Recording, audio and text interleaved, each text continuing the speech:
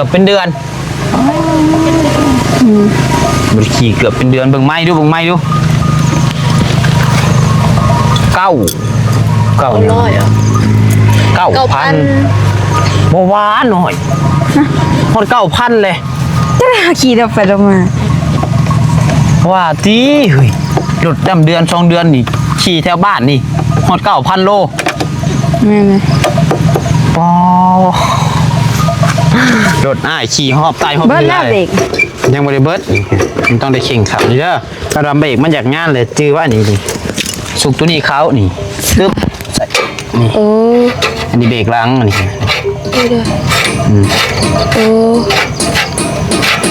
นี่เด็ดเลยต้องเหยียบเบิ้งบั่นโอ้ค่ะก่อนครับว่า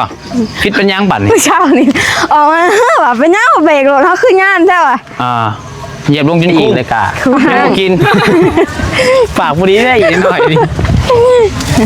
ปากพอดีกินนี่ก็พอดอกเจอเลยป้ามาพี่มาเตบ้าจอบกันได้เป็นยังไงใช้เห็ดยังแล้วอันนี้โอ้บริเห็ดยังเห็ดทางขึ้นบริเห็ดยังเห็ดทางขึ้นทางขึ้นก็ได้น้องหน่อย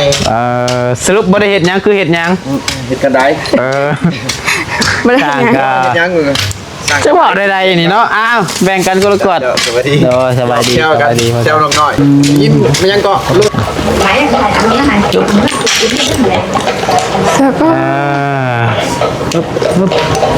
ใช่ทางในนี่เรียบร้อยเนาะโอ้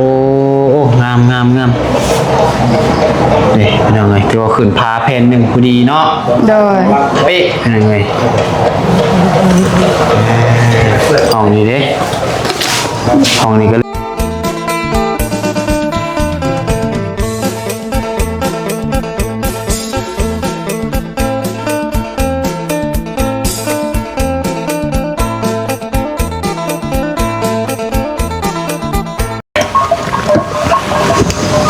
ยังครบบ่ไป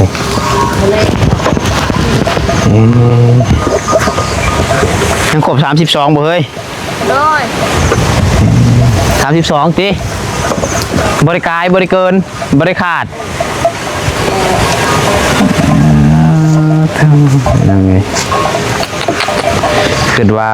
FC คือว่าหลายคนคือว่าขายแล้วพี่น้องเนาะมิซาจะกันยุ่งรถ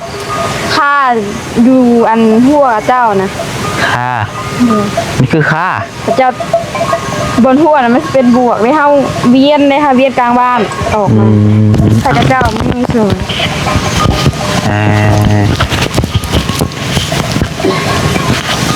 สรุปเอามาแล้วพี่น้องเลยรถเจน้อยขี่มาแล้วเนาะหลังจากเที่ยวบริขี่จักมือก็เกือบเป็นเดือนไปจ้ะเกือบเป็นเดือนบริขี่เกือบเป็นเดือนเบิ่งไม้ดู9,000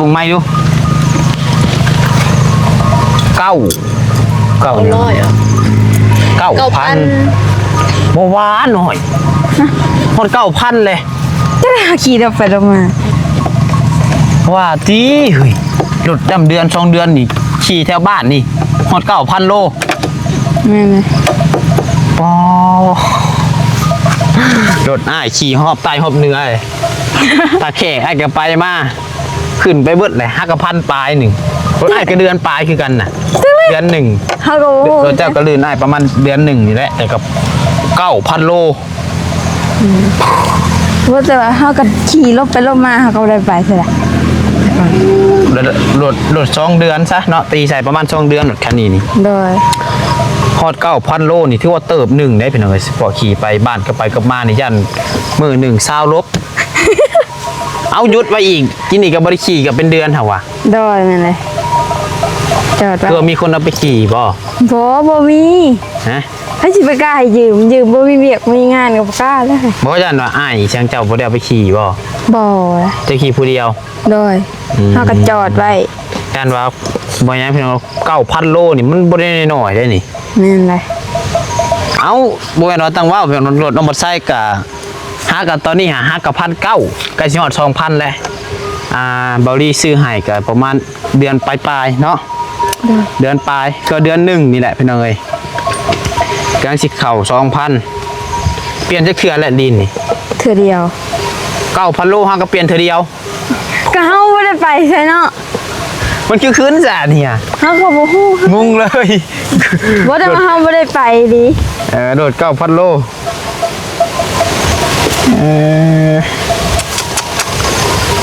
อย่ามันดอกพี่น้องเนาะจอสิว่าจับผิดน้องเพิ่นอันนี้บ่แม่นเด้อเพิ่นกะ เด้อ ก็เบิ่งตามความจริงก็ถามเบิ่งซื้อว่าน้องเพิ่นไปไสมาคือว่ารถที่พี่ลึกพี่โดน 9,000อะว่าคือ900ว่ะ 9,000 9,000บ่บ่แม่น900บ่ จักเฮาบ่ฮู้เลยค่ะ เบิ่งเด้อมาเบิ่งรถหน่อยมาต่างกันอยู่นี่พี่น้องเนาะแต่ว่าเข็มมันสิต่างกันเบิ่งเด้อนี่หน่วย10หน่วยพันหมื่นมันต้องมี4ตัวนี่5กับพันนี่5กับพันโลนี่1,900 โลนี่1,900 26กิโลประมาณนั้นเป็นแบบนี้เนาะเดี๋ยวรถน้องน้อย 9,000 โล มันขึ้นจะบ่ล่ะเข็มมันเหมือนมันเข็มตายบ่ซะ คืน ฮะบ่อย่างเข็มตัวนี้มันตายเลยมันย่านน่ะมัน900 คืน ยังแล่นขึ้นคือเก่าบ่ คืน70 80โอ้ย ได้ครบเนาะ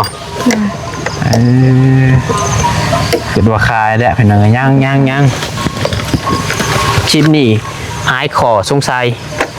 กำน้องน้อยหลายคนว่าน้องน้อยเพิ่นคายพี่น้องเนาะ เลยแต่มื้อเช้านี่ก็ยุ่งมาก็เจ้าตันทางนี่ สาเหตุที่บ่ได้ขี่ออกมานี่ ก็เจ้าตันหัว ย้อนเขาตันหัว เลยแบบปุริก็เจ้าตันตะคานี่แบบปุริให้แต่คนเที่ยวให้ก็ย่างเที่ยวไปนี่นะรถ บ่ได้ย่างได้ แต่รถย่างรถไปบ่ได้ เลย เอ่อ เช้านี่ก็เวียนไปค่ายแต่บอกกับเจ้าแล้วมันอยู่ซอยกับเจ้ายังทันได้ออกหน้าเลย สาเหตุนะสำนั้น ก็ทำนี่เลย ตะกี้คือว่าทางเปื้อน อากาตะกี้ทางเพื่อนกับแมนอยู่และกับเจ้ากับอัดหัว ทางเปื้อนแน่บ่อัดหัวแน่ เลย แล้วนั่นเหรอ เลย อีหลี อีดี กูแม่นให้ผู้บ่าวขี่ไปจัก ว้าวใช่ไป ให้ สิ ผู้บ่าวยืมไปขี่ไปจักดิ ไปสิไปกล้า เห็นเด้อแต่กันน้ำมันก็อยากเบิดน้ำมันลงเนาะคันนี้มันน่ะเนาะคันพี่กระแจมันลงเนาะเด้อเบิ่งลองดูบัดหนึงเบิ่งจะพูดว่าเข็มมันยังขึ้นอยู่บ่หั่นน่ะเจ้าว่าเข็มมันตายไปจัก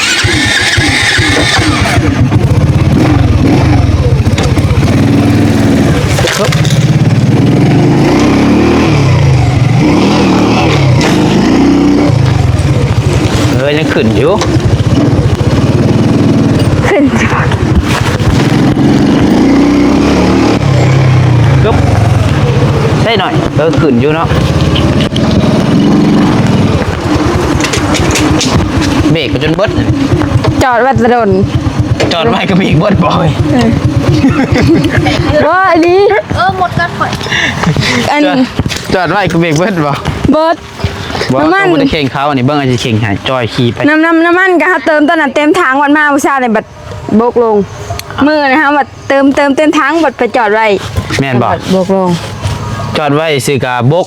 นี่จะยังเพียงขาดนี่อ้าวสาว แสดงว่ารถอันนี้บ่ขี่กับน้ำมันก็เบิดเบรกก็เบิดคันขี่นี่จะสิทำได้ เบรกกับบาต้าก็เบรกหน้าเพราะว่าเข่งแล้วเข่งนั่นนี่นะ ฮะ แล้วเข่งนั่นนี่นะตอนน่ะ เข่งใส่ นี่เบรกหน้าบ่ แม่นบ่ยังว่าให้กับบ่ฮู้คือกันพี่เบรกหน้ามันต้องพี่หรือว่าพี่จานเบรกมันจะพุ่น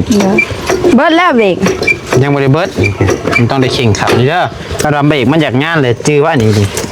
สุกตัวนี้เขานี่ตึ๊บใส่นี่ โอ้ อันนี้เบรกหลังอันนี้ โอ้ นี่เบสไหนลองเหยียบเบิ้งบั่น โอ้ค่ะก่อน ครับว่าคิดเป็นยังบั่นนี่ ผู้เช่านี่ออกมาว่าเป็นเน่าเบรกรถเขาคืองานใช่ป่ะ เหยียบลงจนคุ้ง คุ้ม ยังบ่กิน มาจอดอีก เอาขับอีกก็ได้มีเนี่ยอันตรายได้ขึ้นนะ เนี่ยแล้วผู้เช่านี่เกือบแล้วจ้ะ เด้อนี่ ได้แล้ว เบรกบ่นี่ครับตีท้าย โดย ก็เลย มีเอาเบรกหน้าแล้วผู้เช่านี่ อืม เบรกนี่มันบ่ติด บ บ่น้องมาใส่ค่าใจตัวหนึงหน่อย9,000 โลค่าใจตัวนี้ 9,000 โลขี่ไปใส่กระโดดกระเดียแท้กระยาไม่ดอกปะเอาเกิดแนวซื้อมาใส่พี่น้องก็บ่ว่ากันดอกตัวนี้ก็ขี่ก็ดีผู้ขี่ก็ชื่อแล้วแต่พี่น้องมันก็ลดน้องเพิ่นเขาเพียงแต่อย่าไปขายคือว่ากับพ่อพี่น้องเนาะว่าคือว่าอะไรช่วงนี้กระแสขายกำลังมาแห้งพี่น้องเนาะมันบ่ใช่ก็อาบน้ำเมื่อคืนนี่สระหัวก็ต้องได้หยุดพังพี่น้องเนาะเกาหัวพร้อมแล้วก็เบิ่งคลิปพร้อมเมื่อคืนอาบน้ำเอาอีทีไรอาบผู้โอ้หนึ่งเลยก็พวกเลยเบิ่งคลิปเอา เฮาก็เบิ่งอยู่คลิป เดือดอย่างเนาะก็ถือว่าโอ้คักว่ะ บ่ยอม เอานั่นแหละเนาะก็ถือว่ารถน้องน้อยก็ยังครบ32เพียงเนาะคนก็ยังครบ32เอาโดยกระดิ่งเบิร์ดกระกาบทักทายสบายดีเด้อพี่น้องเด้อสบายดีสวัสดีพ่อแม่พี่น้อง FC เบิร์ดสุขุสุคนบุสมองสุบอนบวาซิลฝั่งลาวฝั่งไทยและก็อยู่ทางต่างประเทศเนาะก็ยินดีต้อนรับเข้าสู่ช่องสายกกสายบุญอีกคือเก่าพี่น้องเอ้ยส่วนพ่อกับทีมน้องพัดไซมื้อนี้ก็ได้เดินทางขึ้นมาทางดงเห็นว่าขึ้นมาเบิ่งเวียกงานทางเพื่อนน้องน้อยตามที่เว้าไว้แต่ก็สิไปบ้านนาคำใต้พี่น้องเนาะจังน้อยก่อนแวะหาน้องเพิ่นก่อนขึ้นมามื้อเช้านี่ก็ลืมคักลืมแน่พี่น้องเอ้ยโทรศัพท์น้อยมีเน็ตหาน้องพัดไซมื้อเช้านี่โหลดคลิปแหละไปปะไว้แบบคือปะไว้อยู่เพื่อนน้องน้อยเลยปะไว้ตามต้นไม้ยังนะไปปะไว้เสาครับนี่บัดมาออกมาฮอดดงเย็นพอดีฮอดอันนี้บอลเซเว่นนี่นะบอลนี่มาดนี่นะจะขึ้นออกสิซับจับโทรศัพท์มาเบิ่งเอ้า ก็เจ้าไปเอาไปบ่ เน็ตคือบ่ขึ้นว่าซั่นบัดงูเบิ่งโทรศัพท์อีกหน่อยน้อยฮะลืมพี่น้องบ่เห็นโดยใครแต่ป้าไว้ห่านตัวเอง ใครอยู่ก็จะบ่เอาไป ไปก็จะเช็ดอะไรแบตโฟม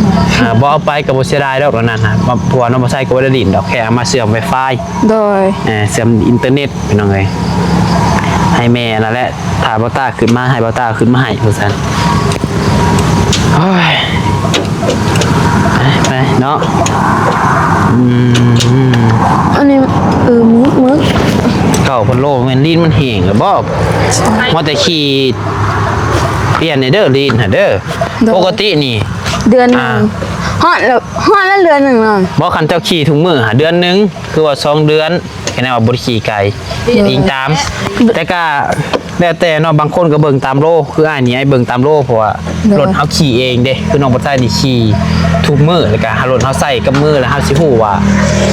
เฮาขี่ไปใส่แน่เฮาก็กะเอานำแต่ก็เบิ่งตามโล อันนี้เฮาไปแต่ดงเห็นแล้วก็ตลาดบ้านนาหุจานสังเกตเพราะว่าน้องบัดไซเปลี่ยนตอนนั้นหาประมาณ 7-800 โลนี่แหละและเพิ่นบอกว่าประมาณ3,000 โลจะไปเปลี่ยนรถน้องบัดไซ 3,000 คือว่า 3,000 น้อยๆก็ได้เพราะว่าน้องบัดไซเปลี่ยนตัวของแท้เลย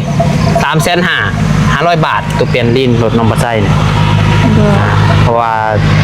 มันสิคักก็ลองเบิ่งเถอะเนาะก็ลองเปลี่ยนลองเบิ่งลองใส่ตัวนั้นลองเบิ่งนะก็จะคักบ่คัก เป็นยังดูเลยบ่มันมีเบิดก็พอ เฮาก็บ่ได้ฮู้เลยเบิ่งในนี่มันเฮาบ่ได้ฮู้เด้ ดูได้เป็นได้ยังแต่มันไปได้ก็หมด นั่นกับลีนกันหยัง เอาในกันแนวเนาะใช้สะเฮือนซ่านเฮาฮอดใช้ได้บ่บางทีรถก็เติบหนึงไว้พี่น้องน้องบ่ใช้ ของเฮาคือว่าอีเดียวนี่นะบ่ เดียวบ่ยางมันลึกแล้วบ่ยังอยู่เนาะ ของเฮาเอ้ย เดินเด็กไป ของเฮาก็ยังอยู่ของเฮาก็ เพิ่นยังนะ เส้นนั่นมันกระบูคือกัน แต่มันลึกฮะ คักได้ยางมากับมันนี่ฮะมันทนเป็นยังไงเนาะแต่ว่าน้องบ่ใช้ซื้อมานี่เปลี่ยนยางในเทื่อนึงแล้วมันหัวทั้งหน้าเนาะเปลี่ยนทั้งหน้า ป้าเธอเอาจังเด้ นะ ก้อยซอยก้อย กอยกำลังมาแห้งช่วงนี้ ก้อยสัญญาณเปิดได้ แล้วผูกว่ะ ไปพี่น้องเอ้ยเนาะไปรถผ่านไปว่าสิซื้อว่าสิใช้ไฟเคืองมันยังบ่ได้ใช้พี่น้องทางเงินเดือนนอกก่อน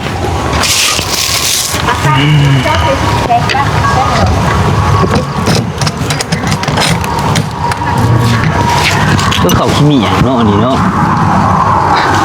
ล่างดูเลยเขาขี้เมียงแน่นบ่เกี่ยวกันบ่ ของเฮานี่ลอกเลยจอดมันนี่ นะ นี่ อย่ามันดอกอันนะก็ติปกติแล้วรถใส่งานเนาะ บ่จอดเนี่ยมันเลยมาเบิ่งแล้วมันลอก อ้าวนับมือเลยเฮ้ยรถเฮ้ยทางในคนรถโมเมนเพิ่มคันเอาเพิ่มอีกแบบนึงอันนี้มันลด ลดลงเลยเนาะแต่อั นั น บ นี้ มือมันสิพาถูกมาติ อันนี้ก็จอดยังไม่เคยใช้งานจะเถื่อกระลอกมัน อ้าวสร้างว่าวเจ๊ ไม่ได้ค้ำไม่ได้หยังกระลอก รถตัวมีซื้อว่ารถตัวน่ะ บ่มี บ่มี เลย โอ้ตัวว่าซื้อยังนี่ ใส่ นี่ซื้อมันนี่ซื้อยังนี่ให้ดาวตัวมันซื้อยังรถคันนี้ สื่อเจ้าใส่สื่อเจ้า บ่มันมีซื้อมันต่างหากฮะ เอาคอมเมนต์มาเลยครับ ของจะมีเงินของบ่มีเนาะ มันมีเงินเนาะ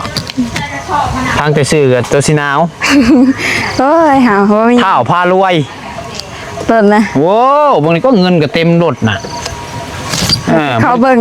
นี่ก็ เป็นยัง อ้าวว่ามันออกเลย กาวเหนียวมีสีดำเลยอย่างนี้ เป็นอีกว่านี่ เงินก็เต็มนี่บริษัทเงินรถคันนี้ฮะขี่ไปใส่มาใส่นี่รวย พารวย ถูกก็จะ นะ เจอเรื่อยๆเด้ FC ได้ตั้งซื้อให้เพิ่นว่าใส่ซื้อเท่าพารวยเด้อเพิ่นว่า เออ เนาะ คักๆเนาะรถคันแรกก็ใส่ซื้อพารวยคันต่อไปก็พามี พาไล่เหมือนว่า แต่ต่อไปอีกกับผ้าหั่งต่อไปอีกเลยกะ พาห้าง ปากบุรีได้อีกหน่อยดิอ้าวปากบุรีกินอันนี้กับพ่อดอก เข้าใจเด้อ ป้ามาพี่มาเตบ้าจอกกันได้เต้เป็นยังไงใช้เห็ดยังแล้วอันนี้ โอ้บริเหตุยังเหตุทางขึ้น บริเห็ดยังเห็ดทางขึ้น ทางขึ้นก็ได้น้องน้อย สรุปบริเห็ดยังคือเห็ดยัง เหตุกันได้ บ่ได้ ต่าง หยัง กั เหตุยังมือ จะบอกใดๆนี่เนาะอ้าวแบ่งกันก็ละกด สวัสดี โดสบายดี เจ้า ส กัน บายดี เจ้าน้องน้อยยินมันยังเกาะรถน้ำบริไม่ใส่โมเมนได้มันยังเกาะได้1,000 กิโลบ่หรือ 9,000 โมเมน900บ่ จังหวะเอากับ บ่เย็นบ่เอาไปเดี๋ยวเอาอะไรก็ได้บ่ แล้วกำลังสิพากันแบบนี้เป็นหัวกันได เอาดีเทก่อนครับมาเป็นก่อนเฮาอยู่มาสมาเก็บงานใส่เสื้อออนไลน์บ่ใช่เอ้ยกันซื้อนมให้ประคำพันได้2กล่องไปถ้า259,000มาขีดบ่ไปบ่มาเว้ยยังไงเราเรียกต้อง200,000ครับเฮ็ดยาแล้ว อันไหนสื่อในออนไลน์ แนวตัดกะโลแนวขีดเด้มันออกมาโอ้คือบักใหญ่นึงเว้ยอ่ะเอาเข้าพอกันเฮากันไปออกกันเดี๋ยวมึงโทรศัพท์มาขีดรถมาได้มันก็คือเขาเห็นกันโอ้ย นี่คือของผมสื่อมาแจ็คกันต้นขีดคือมีแท้แจ้ มันเป็นหมักเล่าเหาะเลยแหละเนี่ยนี่ว่าเช็ดไดโนว่ะจะเอาไปคืนเขาบ่ไปว่ะมันชื่อเขาก็ได้หลายโลเต็มแล้วว่ะญาติบ่ได้ว่ะหมอนี่บ่ได้ไม่ได้ตาย 200,000ไป โอ้ยเงินน้ำบ่ที่วัดนี่ล่ะ บอกไม่ได้ป่ะ ให้แบบ กูก็อยาก ตัดอันเขาตาเอาเครื่องมาตัดนี่หน่อยๆนะ เป็นนิดเดียว นี่แหละ2-3แผ่นเดี๋ยวหันแกะเดี๋ยวแล้ว กะโลนี่แล้วบ่แล้วบ่เนี่ยแต่ทางนอกนี้ แต่เก่าวันติดแล้วเลยเพิ่นมามีแผนมีงบน้อยๆมาเพิ่นมาเฮ็ดขนมขนักได้เลยว่าบ่ทันได้ติดแต่มันเปื้อนนะโอเคอันนั้นบนนั่งเพิ่นบ้านเฮาเอาลูกติ้งหั่นละ โอเค เลยว่าโยกติดก่อนแต่ก็เลยดำเนินการตัวนี้ต่อไปก่อนกีฬาให้พ้นเรือกาตกแกงพ้นเมื่อผู้นี้ก็สบายซื้อยาไม่เช่าเพราะว่าจะส่งชโลมพ้นน้ำวันประชาชนป้องกัน โดย กับมันบ่ไว้ยังพากันชมไว้กดก่อนพวกแห้งๆอยู่หรอกมัดขาเมื่อขี่รถนั่นปุ้ยอันอายพ้นไปยังพ้นพระศาสนา ทุกบ่วันนี่ ก็2-3 มื้อมึงโจกงานบ่สบายแล้วมัน เอาบ่สบายบ่มื้อน่ะ แม่นไปบ่าวไล่มาชวนม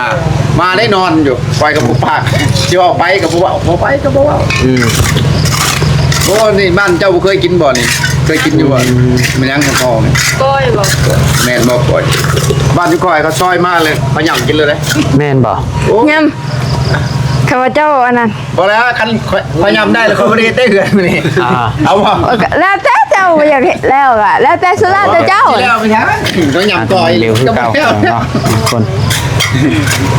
เพราะเห็นบ้านก่อยกินเขาก็เงินอยู่จักเราไปกินที่ไหนก่อยก่อยจะหย่ำแล้วเบิ้งเขาก็ยังบ่กล้าหย่ำ ทานเย็นเว้ย คนสิตกอีกแล้วจักนี่เนาะ แม่นนะ คือไม่ก็ต้องบ่ใส่ว่าสิ บ่เป็นยังดอก ว่าสิถมดินสิถมอยู่บ่ ต้ นี่ มดินนี่ใช่บ่ใช่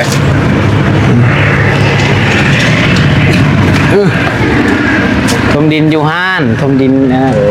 ตั้งหันใหม่บ่ ก็ยังบ่ไว้เนาะตั้งห้านใหม่ เดี๋ยวต้มดินให้เจ้าอีก ถมดินซื้อดินใหม่เลยถมไว้เตรียมไว้เฮ็ดห้านค่ะนะ โอ้ดีใจนำเด้อ โดยและเบิ่งฟ้าเบิ่งฝนอยู่ กายมานะครับเห็นอยู่บ่อันนี่อันลูกน้องเฮ็ดเวียกอยู่บ่ในเฮือนหรือว่าชะม้อยบ่ได้เลี้ยงเบิ่งบ่ ก็เห็นอยู่ ตั้งวงกบไว้ บ่แม่นพ่อเฒ่านั่นคือเก่าน่ะบ่ บ่บ่เท่าฮะเป็นพาน้องชายมื้อบ้านก่อนเลยว่าจะขอเฮ็ดมาช่วยเจ้า ร้อยแล้วตะวันมีเขาว่าให้ เอาแนมก็ไปคือว่าผู้เฒ่าบ่แม่นบ่ จังหวะมันก็สิเท่าแน่และสิแก่แน่หรือว่าเขาอีพ่อบ่หรือว่ายันว่าแหวแล้ว จังหวะเห็น2คนได้เห็นงอมๆอยู่ กันว่ากูมาก่อให้คอยเลยน้อยๆจ้อย อ่า สิเท่าแน่ฮะแล้ว อ่า มาในหาแทกเป็นเม็ดไปเจ้าเธอเป็นเม็ดอะไรบ่คาดลายต่างหาก อ่า ตัวกอลายต่างหากโยคนนั้นเจ้าไล่มึงดูอ่ะ อ่า ไล่ไปเลยมาตก2แสนปลายหวยตัวแต่ละด้านมันก็กว่าฮอดหานผู้เฒ่านั้นเฮ็ดให้นี่แหละว่าเว้ากันกับเมียเงินเฮาสิบ่หลายสิบ่ถึงเขาเลยว่าเฮ็ดจำนั้นพักกันเด้อว่ะจักเบิด เราแค่ไปเอง เมื่อใดบ่เมื่อยเฮาเฮ็ดเองว่ะได้ซำนี้ เดี๋ยว มันเบิดจับปูน10สอบยังอยู่หา6สอบนี่แหละ โอเคเนาะเอาไปแท้ง่อยย่างเบิ่งดูกะโลฮอดกันได้แล้วน้องเอ้ย แล้วก็ ป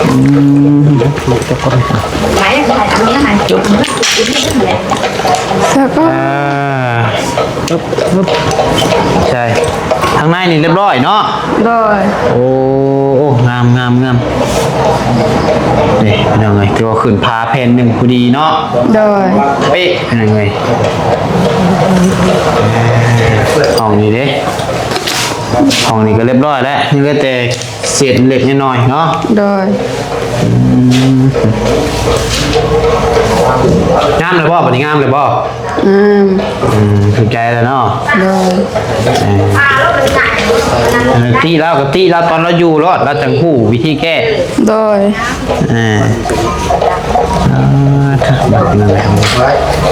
กะโลยังเราจะแก๊สนี่3-4 เดี๋ยวสี่สาม คือว่าเรียบร้อยเนาะในห้องเนาะ โดย ยังเด็ดตามพาตามยังเล็กน้อยประมาณนี้ เดี๋ยวไว้เดี๋ยว แล้วก็แถวนี้ นั่ง แถวนี้น้ำเนาะอันนี้นี่เพิ่นเช็ดบอลพนักนั่งบ่บอลนั่งบ่ บนพนัก โดย หรือว่าลูกติงพนักตั้ง คันลูกติงเฮากะในเทเอาคานน้อยธรรมดาเป็นต้องเอากระโหลกแปะใส่ดิกระโหลกหนักชิด ตั้งนั่งแบบนี้นะพี่น้องเอ้ยแบบนี้ ๆน่าจะเรียน ประมาณนี้คือว่าระเบียงเนาะ โดย เบียงก็ว่าแม่นกันว่าขอโทษน้ำกันเป็ดไก่หมูหมาแมว โดย ว่าบอลนางลิ้นนั่นแหละมีเงินเลยก็เกาะออกไปทางหน้าอีกอนาคตหาเงินหาคำได้แล้วก็ออกไปกันบ่อยากให้พ้นถือ โดย คือว่าสั่นก็เอาหญ้ามามุงเอาไม้จังไผมากัน